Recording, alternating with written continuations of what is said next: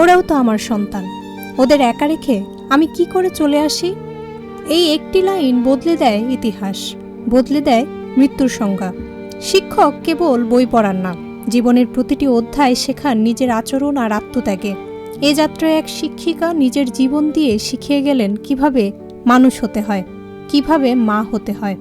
তিনি Maherin Chowdhury, milestone school and কলেজের প্রিয় শিক্ষিকা, যিনি বুক চিতিয়ে দাঁড়িয়েছিলেন আগুনের সামনে, শুধু যেন ছোট ছোট শিক্ষার্থীরা প্রাণে বাঁচে।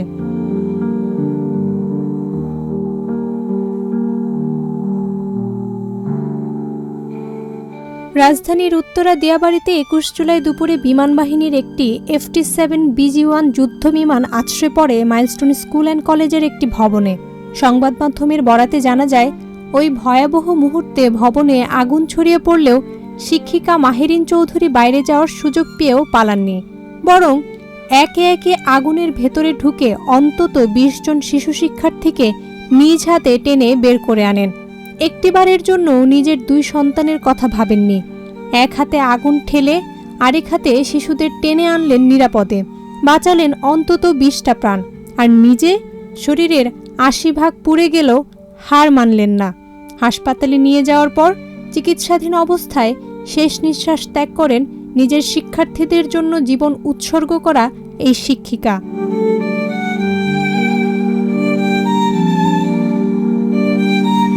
শিক্ষিকা মাহেরিন চৌধুরীর স্বামী মনসুর আলী হেলাল সংবাদ মাধ্যমকে কাঁদতে কাঁদতে বলেন, শেষ রাতে হাসপাতালে ওর সঙ্গে আমার শেষ দেখা।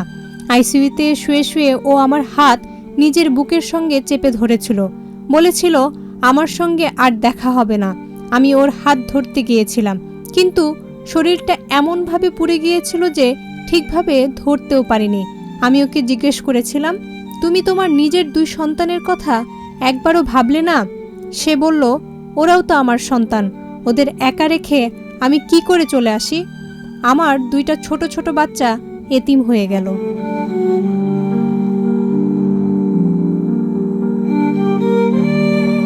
মাহেরিন চৌধুরী প্রেসিডেন্ট জিয়াউর রহমানের ভাতিজি ছিলেন, কিন্তু কখনো ব্যবহার করেননি পরিচয়। তিনি শুধু একজন শিক্ষিকা ছিলেন না, ছিলেন আদর্শের প্রতীক। এমন সাহসিকতা, এমন আত্মত্যাগ ইতিহাসে জায়গা করে নেয়। শিশুদের মুখে নতুন আলো রেখে নিজে হারিয়ে গেলেন যিনি, তিনি আমাদের শ্রদ্ধা, ভালোবাসা আর গর্বের প্রতিমূর্তি হয়ে থাকবেন। পুরো জাতি আজ বলছে, ইতিহাসে অমর থাকবেন মাহেরিন চৌধুরী।